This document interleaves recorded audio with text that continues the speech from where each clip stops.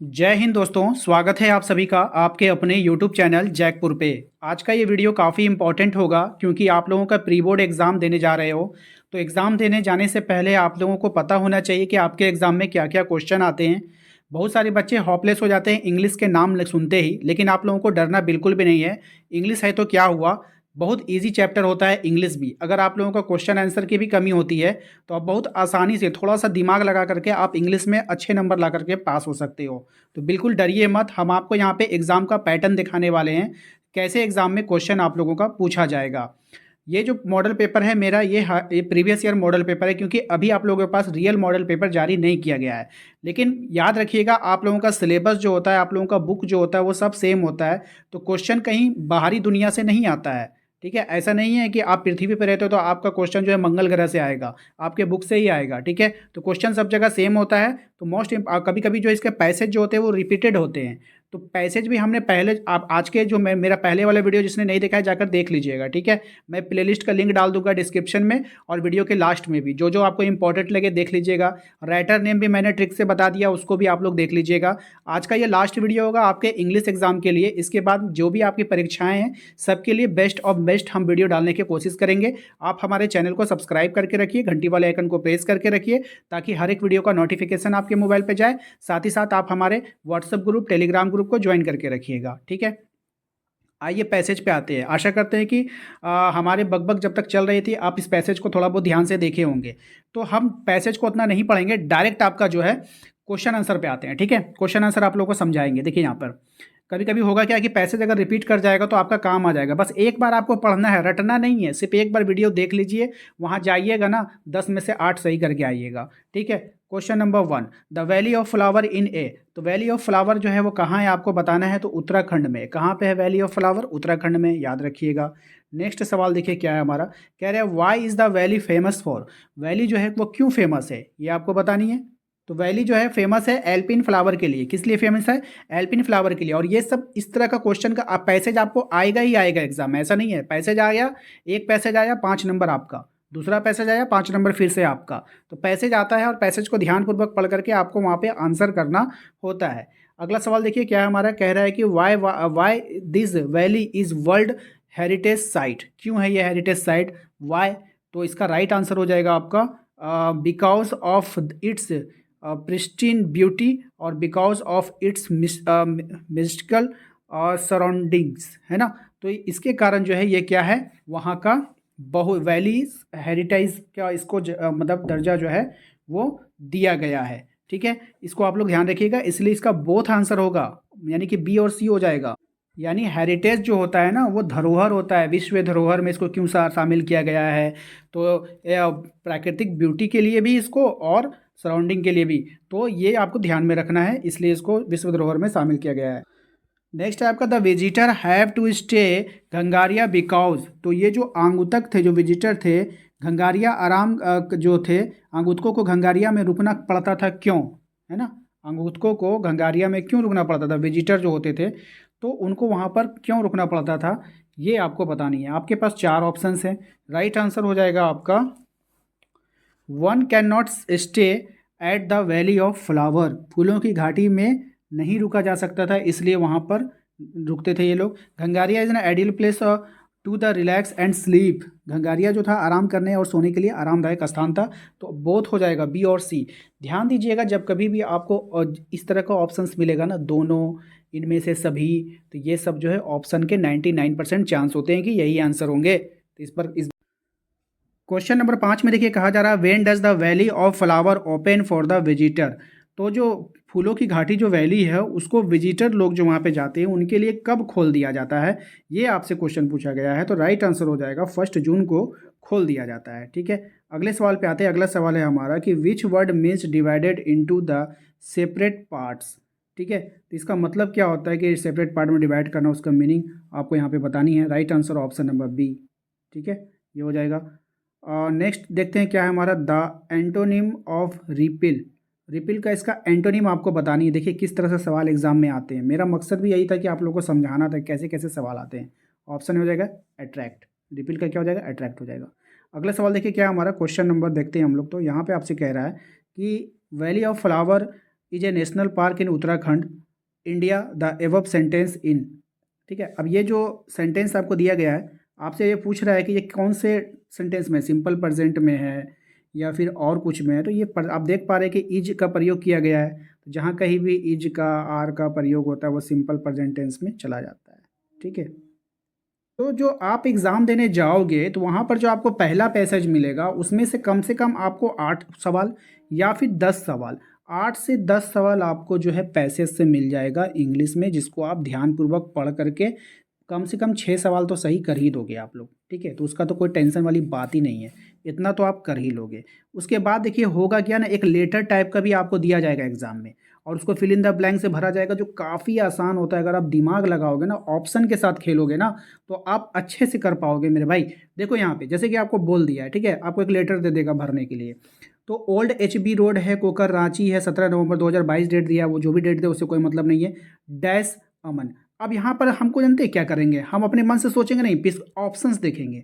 भैया मेरे पास ऑप्शन क्या क्या है, देखिए यहाँ पे बोला सिंसियरली, ठीक है, यहाँ पर क्या बोला है, सिंसियरली बोला है, ठीक है, लविंगली बोला है, डियर बोला है, डियर बोला है। अब देखिए यहाँ पे तो सिंसियरली ये जो होता है ये लास्ट में यूज होता है। लविंग जो हम लोग बोलते हैं, बहुत ढेर सारा प्यार हम लास्ट में देते हैं भाई, शुरू में प्यार काहे दे देंगे। तो डियर होता है और डियर होता है, तो एक हो तो डियर का मतलब क्या हो जाता है, हिरन हो जाता है ना, वो तो होगा नहीं, तो ऑप्शन सी हो जाएगा, ये वाला DEAR भरेंगे। तो यहाँ पर क्या हो जाएगा, ऑप्शन सी इसका राइट आंसर हो जाएगा, 9 का ऑप्शन सी। यहाँ पे हम लोग क्या भरेंगे, डियर भरेंगे, ठीक है, DEAR ऑप्शन सी हो जाएगा। ठीक है, चलिए 10वां वाला सवाल पे आइए। 10वां में देखिए क्या बोला, I am very dash to know that you have, यहाँ पे क्या भरना है, ठीक है, आई एम वेरी क्या भरेंगे, चलिए ऑप्शंस देखना है। फिर आई एम सैड, मैं सैड हूँ। देखिए जब कभी भी आप किसी को पत्र लिखोगे ना, तो आप पहले उसको अपना दुख भरी कहानी थोड़ी सुनाओगे, पहले उसको अच्छे अच्छे बात ना बताओगे। एंग्री वाले बात बोलोगे तो मेरा चिट्ठी फाड़ के फेंक देगा। ठीक है, एंग्री वाला बात बोलबो मत करना। ठीक है, डिसपॉइंटेड बोलोगे कि हम तुमसे डिसपॉइंटेड हो गए, पढ़बो नहीं करेगा तुम्हारा चिट्ठी, ऐसे ही फाड़ देगा। तो आई एम हैप्पी, क्या बोलेगा, आई एम हैप्पी, तो ऑप्शन नंबर बी। ठीक है, यहाँ पर भी हम लोग ऑप्शन नंबर बी फिलअप करने वाले 10 में। उसके बाद यहाँ पर देखिए कह रहा है आपसे कि we are very happy to dash 11 dash, sorry 11 का मतलब हो गया 11वां नंबर सवाल। I am very happy to dash your name in the merit list, मतलब तुम, हम बहुत खुश हैं, हम बहुत खुश हैं। चलो भैया ऑप्शन देखते हैं पहले, हम बहुत खुश हैं, काहे खुश है भाई। हाँ, फाइंड है ना, क्या किया, फाइंड किया, रिसीव किया, प्राउड किया। अब उसका नाम वो लिस्ट में देखा है, ठीक है, तो लिस्ट में क्या करेगा, लिस्ट कहीं किसी को रिसीव होता है, नहीं होता, कहीं पे चिपका होता है, वो उसको जाकर वहाँ देखेगा, प्राउड फील करेगा, लिस्ट में ना देखने। फाइंड किया है, वो क्या किया है, फाइंड किया है, क्या किया है, फाइंड किया है। इस तरह से आप लोगों को वहाँ करना है, I am very happy to find your name the merit list. भैया जब जोन अक्षर आप चुनोगे ना, उसको यहाँ पे भर करके एक बार पढ़ के देख लेना कि आप सही पढ़ पा रहे हो या फिर नहीं पढ़ पा रहे हो। ठीक है, चलिए, your dedication and hard work has dash dash with success. भैया हार्ड वर्क किए हो तुम। अब यहाँ पे क्या भरेंगे भैया, तो ऑप्शंस को देखना होगा ना, 12 नंबर का ऑप्शन को देखना होगा। क्या ऑप्शन दिया है, 12 गिवेन, क्या दिया है, गिवेन है, फील्ड है, क्राउंड है, नॉन ऑफ दीज होगा, क्या होगा, तो 12 नंबर ऑप्शन में हो जाएगा आपका ऑप्शन नंबर सी, क्राउनेट, है ना, क्या हो जाएगा, क्राउनेट हो जाएगा, यही वहाँ पे फिल हो। क्यों, इसका मतलब होता है क्राउन, मतलब ना क्राउन प्रिंस, क्राउन ताज पहनाया उसने, जीत का क्या किया, ताज पहना दिया था ना। चलिए ऑप्शन सी भर देंगे वहाँ पर, और देखते हैं आगे क्या। अब 13 नंबर में बोल रहा है your success dash me and give me inspiration. ठीक है, तो इसके अनुसार 13 नंबर में क्या भरेंगे, सक्सेस का इंप्रेशन उसको मिल, यहाँ पे क्या हो जाएगा, ऑप्शन नंबर बी हो जाएगा, इनकरेज हो जाएगा, मतलब प्रोत्साहित करता है, उसका जो सक्सेस है वो मतलब मुझे भी प्रोत्साहित कर रहा है, तुम जो सक्सेस किए हो ना उससे मुझे भी प्रोत्साहन मिल रहा है, मैं भी कुछ अच्छा करूँगा। ठीक है, इस तरह से यहाँ पे आप लोग वहाँ पे मतलब समझ के वहाँ पे भरना होगा। ठीक है, लास्ट में देखिए आपको भरना है योर डैश फ्रेंड। लास्ट में हम लोग क्या भर सकते हैं, लास्ट में योर डैश फ्रेंड, कौन सा फ्रेंड होता है लास्ट में, वो आपको देख के वहाँ पे भरिए। तो हम लोग बोलते हैं लविंग फ्रेंड, लवलिंग नहीं बोलते हैं, फेथफुल्ली नहीं बोलते, ओबीडियंटली नहीं बोलते, ये तो स्टूडेंट लिखता है। फेथफुल्ली किसको बोलते हैं, जब हम लोग किसी को मतलब दरखास्त वगैरह लिखते हैं तो उसमें फेथफुल्ली बोलते हैं।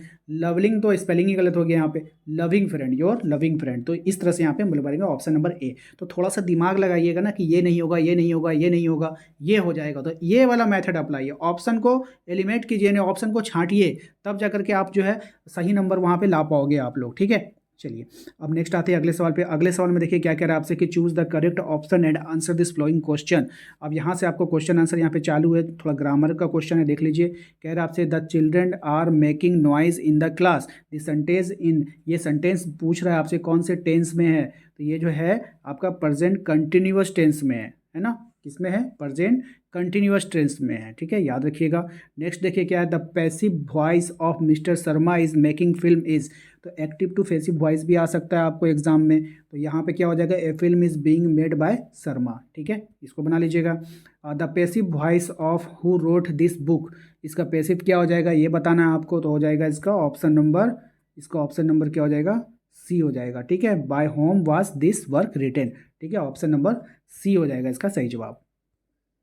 क्वेश्चन नंबर 18 पे आइए, कह रहा है कि look that man dash to open the door your house, ठीक है, यहाँ पे क्या आपको फिल करना है, तो यहाँ पर जो फिल होगा वो होगा is trying, that man is trying to open the door, trying कर रहा है, कोशिश कर रहा है खोलने का, ठीक है, तो इस तरह से भाई मतलब को निकाल के समझ करके आपको वहाँ पे फिलअप करना है।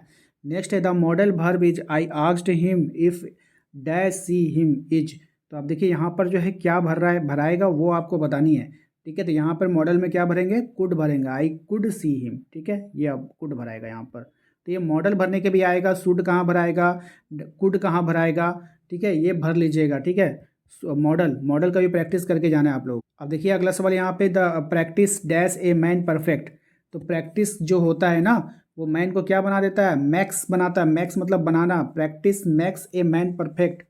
कुछ सेंटेंसेस ऐसे होते हैं जिनका आप डेली लाइफ में यूज़ करते हो, वो डायरेक्ट आपके एग्जाम में भी देखने को मिल सकता है। देखिए ये सब परफेक्ट क्वेश्चन नहीं है, लेकिन ये सब पैटर्न है, आपको समझा रहे हैं भाई, आपका दिल से डर निकाल रहे हैं कि आप डरो नहीं, इस तरह के सवाल आपको एग्जाम में देखने को मिलेगा, हिम्मत से बना करके आना है, ठीक है। क्वेश्चन नंबर 21 में आइए, dash French these days, dash I dash French these days, क्या फ्रेंच, फ्रेंच तो कोई भाषा है ना, फ्रेंच तो कोई भाषा है ना, फ्रेंच तो कोई भाषा है ना, तो भाई भाषा को हम क्या करेंगे, भाषा को हम सीखेंगे ना, I am learning French these days, इन दिनों में लर्निंग सीख रहा हूँ, किसका, फ्रेंच का, बात समझ में आई कि नहीं। चलिए क्वेश्चन नंबर आता है 22 में, कह रहा है आपसे look she is the girl dash stood first in her class, ठीक है, क्या हो जाएगा, यहाँ पर आपको क्या भरना है, यहाँ पर आपको हु भरना है, she is the girl who stood first in her class, ठीक है। अब उसके बाद फिर से आपको एक पैसेज मिलेगा, पैसेज का भरमार मिलेगा आपको, टेंशन मत लीजिए, हमको लगता है कि 15 नंबर तक आप लोग ना पैसेज से उठा लोगे, ठीक है, फिर इसको ध्यानपूर्वक पढ़ना है, पढ़ने के बाद आपको पैसेज पढ़ना है, फिर आंसर करना है। कह रहा है who is he in the first line, ठीक है, फर्स्ट लाइन में जो ही वर्ड इस्तेमाल किया गया है, ही स्टैट राइट तो मच विल्कलिंग, तो ये जो ही वर्ड इस्तेमाल किया गया वो किसके लिए किया गया है, आप लोग पैसेज को एक बार पढ़ लीजिएगा, ठीक है, हम पढ़ेंगे तो काफ़ी देर हो जाएगा, लेकिन आपको जल्दी जल्दी कराना भी है, तो ये हो जाएगा इसका राइट आंसर, यहाँ पे हम आंसर बता देते हैं, क्या हो जाएगा, लेंचो, ठीक है, ये डायरेक्ट आपका वहाँ से आया बुक से, लेंचो वाले चैप्टर से, तो ये पैसेज हो सकता है कि रिपीट कर जाए आपके एग्ज़ाम में, तो ध्यान रखिएगा, ठीक है, इसलिए आपको करवा दे रहे हैं। How much money did rich Lencho, तो लेंचो के पास कितना मनी जो है वो रिच किया था, वहाँ पर बताना है आपको, तो 70 पीसोस आया था, डिमांड कितना का किया था, 100 पीसोस का किया था। What does the phrase bunch of crook mean, तो बंच ऑफ क्रूक का जो मतलब होता है ना वो आपको यहाँ पर बतानी है, तो ग्रुप ऑफ डिजॉनेस्ट पीपल, बदमाशों का झुंड, ठीक है, ये क्वेश्चन बार बार एग्जाम में आता है। चलिए उसके बाद जो है हमारा अगला सवाल है, choose the correct options and answer this flowing question, who is the author of from the dairy Anne Frank, author का नाम बताना है, मैंने ट्रिक वाला वीडियो बना दिया, उसको देख कर जाइएगा आप लोग, तो क्या हो जाएगा, इसका राइटर का नाम आपको बताना है, तो एनी फ्रैंक, ठीक है। चलिए नेक्स्ट है आपका, who did Madis think would win the contest, right answer हो जाएगा इसका ऑप्शन नंबर सी हो जाएगा ना, पैगी हो जाएगा। अगला सवाल है, what risk did the pilot take, pilot take risk, तो पायलट ने कौन सा जोखिम उठा लिया था, तो पायलट ने जो जोखिम उठाया था वो flying the old Dakota straight into the storm, पुराने डेकोटा को सीधे तूफान में उड़ा देना, ठीक है, ये वाला जोखिम पायलट ने उठा लिया था, ठीक है। अगले सवाल पे आते हैं, अगला सवाल है हमारा, what does the immediate reaction of the postman seeing the letter, तो मतलब आपको बताने कि पोस्टमैन का जो रिएक्शन था वो कैसा था लेटर देखने के बाद, तो ठीक है ना, उसका रिएक्शन आपको बतानी है। तो सही जवाब हो जाएगा इसका option number B, laughed wholeheartedly, यानी कि वो हंसने लगा है ना, बहुत ज़्यादा हंस रहा था वो। ठीक है, अगले सवाल पे आते हैं। What are man's obligation in life? Man obligation in life, क्या मतलब हो गया इसका? जीवन में मनुष्य के दायित्व क्या है भाई? जीवन में मनुष्य के दायित्व क्या हैं? ऑब्लिगेशन टू हिज फैमिली, उनके परिवार के प्रति दायित्व है। ऑब्लिगेशन टू हिज पीपुल, लोगों के प्रति दायित्व है, अपने लोगों के प्रति दायित्व है। ऑन पीपुल ना, हिज पीपुल, उसके लोगों के प्रति। तो या फिर बोथ हो जाएगा, तो बोथ हो जाएगा ऑप्शन नंबर सी। मैंने आप लोगों को बोला था इस तरह का आंसर आते हैं तो डायरेक्ट आंसर कर दिया कीजिए। क्वेश्चन नंबर आता है 31 में, कह रहा है कि what does Amanda consider her self? ठीक है, सवाल समझ में आया? नहीं आया होगा, चलिए हम समझाते हैं। इसका मतलब है अमांडा खुद को क्या मानती है? अमांडा खुद को क्या मानती है? एन ऑर्फेन, क्या मानती है? एक अनाथ मानती है। अनाथ, ऑर्फेन का मतलब अनाथ। अमांडा खुद को क्या मानती है? एक अनाथ मानती है। चलिए अगले सवाल पे आते हैं। अगला सवाल है हमारा, द बेकर और the bread seller of those days had peculiar dress known as. ठीक है, क्या हो जाएगा इसका मतलब? पहले समझ लीजिए, बिना मतलब समझे पढ़िएगा, भूल जाइएगा। कह रहा उन दिनों के बेकर या रोटी विक्रेता की जो एक अजीब पोशाक होती थी, इसमें से उसको किस नाम से जाना जाता था? उसके पोशाक को, उसके कपड़ों को। ठीक है, तो राइट आंसर क्या हो जाएगा? ऑप्शन नंबर सी, कबाई। याद रखिएगा, फेमस सवाल एग्जाम में आता है। In which country tea was drunk first? ठीक है, क्या मतलब हुआ? चाय को, पीने वाले चाय को सबसे पहले कहाँ पे बनाया गया था या कहाँ पिया गया था, ये आपको बतानी है। ठीक है, राइट आंसर हो जाएगा इसका ऑप्शन नंबर बी, चाइना में। चाय को सबसे पहले कहाँ तैयार किया गया? चाइना में। What type of man was Griffin? Griffin किस तरह का आदमी था, ये आपको बतानी है। Right answer option number C हो जाएगा। ब्रिलियंट साइंटिस्ट भी था और लवलेस पर्सन भी था, दोनों था। ठीक है, तो इसको याद रखिएगा। अगले सवाल पे आ जाते हैं। अगला सवाल है हमारा, what did the thief use change every month? है ना, क्या मतलब हो गया इसका? इसका आप मतलब क्या समझे? देखिए भाई, इंग्लिश ऐसा चीज़ है ना, इसका मतलब होता है कि मतलब समझ कर आप नहीं पढ़ोगे ना, दिक्कत हो जाएगा भाई। हर पूरे यूट्यूब पर एक लौता हमारा चैनल है जैकपुर, पूरे यूट्यूब पर भाई बड़ाई नहीं कर रहे हैं। मुझे भी, मैं इंग्लिश का टीचर नहीं हूँ, भले मैं तोड़ तोड़ के आपको समझाता हूँ, लेकिन मैं समझाने का पूरा कोशिश करता हूँ। और फाइनल एग्जाम के लिए ना आप लोगों को मैं इतना इंग्लिश पढ़ा दूंगा ना कि आप किसी के मोहताज नहीं रहोगे। ठीक है, इसलिए आप लोग टेंशन बिल्कुल भी नहीं लेना। चोर हर महीने क्या बदलता था? ठीक है, चोर हर महीने क्या बदलता था? तो हिज नेम, वो अपना नाम बदलता था। ठीक है, बात समझ में आई कि नहीं? देखो भाई, दो तरह के लोग होते हैं। एक इंसान होता है जो इंग्लिश कम जानता है लेकिन डेली पढ़ाता है। एक इंसान होता है जो इंग्लिश का बहुत बड़ा महान है, योद्धा है, लेकिन वो पढ़ाएगा कब? एग्ज़ाम के 2 दिन पहले। तो बेहतर कौन हुआ भाई? हम धीरे धीरे ही पढ़ा रहे हैं, लेकिन अगर डेली आपको दे रहे हैं तो यही अच्छा है ना। हाँ, अब 2 दिन पहले तो आप तो पूरा ज्ञानी तो नहीं बन जाओगे पढ़ करके। चलिए अगले सवाल पे आते हैं। नेक्स्ट है आपका, who is the right of A Trump of surgery? Right नहीं है, राइटर है। ठीक है, कुछ बच्चे ना बस यही सब बात पकड़ करके बोलते हैं कि मत पढ़ाओ आप। ठीक है भाई, हम नहीं पढ़ाएंगे तो फिर कोई और नहीं पढ़ा रहा है यूट्यूब पर। ठीक है, तो सर्जरी का लेखक आपको बताना है। इसके लेखक का नाम मैंने ट्रिक से भी याद कराया, जाकर देख लीजिएगा, जेम्स हैरियट हो जाएगा। ठीक है, ऑप्शन नंबर बी हो जाएगा। अगला सवाल देखिए क्या हमारा कह रहा है, हु वाज द ऑजिबल? हु वाज ऑजिबल, क्या हो जाएगा? हु वाज ऑजिबल, ऑजिबल कौन था? सीक्रेट एजेंट था। वो कौन था? एक सीक्रेट एजेंट था, याद रखिएगा। हॉरेक डैम्बी लाइक्ड, हॉरेक डैम्बी लाइक्ड, वो लाइक करता था रीडिंग एक्सपेंसिव बुक को। किसको? एक्सपेंसिव बुक को। नेक्स्ट देखते हैं क्या है हमारा, Mrs Loisel borrowed a dash from Mme Forestier. क्या भरना है यहाँ पर? ध्यान से एक बार क्वेश्चन को एक बार खुद से भी पढ़ा कीजिए आप लोग। ठीक है, खुद से नहीं पढ़ोगे भाई दिक्कत में पड़ जाओगे, एग्जाम में फिर भूल जाओगे। श्रीमती लोइजिल जो थी ना, वो एक व्यक्ति से उधार लिया। ठीक है, फ्रॉम किससे लिया था? शायद इसी उसी का नाम ऑप्शन में आपको देना होगा। क्या उधार लिया था? ड्रेस, नेकलेस, बोथ, दोनों चीज़ लिया था, या फिर कोई नहीं था? क्या था आपका बताना है आंसर इसमें। राइट आंसर हो जाएगा आपका ऑप्शन नंबर बी, नेकलेस लिया था उधार। ठीक है, याद रखिएगा, उसने क्या लिया था? नेकलेस लिया था। और व्हाट वाज द भोली रियल नेम, भोली का रियल नेम क्या था वो आपको बतानी है। बहुत ही अच्छा सवाल, फेमस सवाल। तो भोली का जो रियल नेम था वो सुलेखा था, याद रखिएगा। आशा करते हैं आप लोगों को आज का ये वीडियो पसंद आया होगा। वीडियो अच्छा लगा तो लाइक करके चैनल को सब्सक्राइब कर दीजिएगा। ये हमारा लास्ट वीडियो रहेगा आपके इंग्लिश के लिए। इसके बाद मैं लगातार वीडियो डालूंगा, इसलिए आप लोग अपना नाम और किस ज़िला से आप लोग हमें सपोर्ट किए हैं, किस ज़िला से आप लोग आए हैं, किस ज़िला में रह करके आप हमारी वीडियोस को देख रहे हैं, तो आप अपना नाम लिखिएगा। जैसे आपका नाम राजू है तो राजू कॉमा दे करके, अगर रांची में आप रहते हैं तो रांची लिख दीजिएगा। इस तरह से सब लोग कमेंट कीजिएगा, ठीक है। वीडियो को लाइक कर दीजिएगा। चैनल पे पहली बार आएंगे तो जरूर सब्सक्राइब कर लेना है। और हाँ, व्हाट्सअप ग्रुप का लिंक हमने डिस्क्रिप्शन में डाल रखा है, वहाँ से जाकर ज्वाइन जरूर कर लीजिएगा। मिलते हैं नेक्स्ट अगले वीडियो में। Thank you.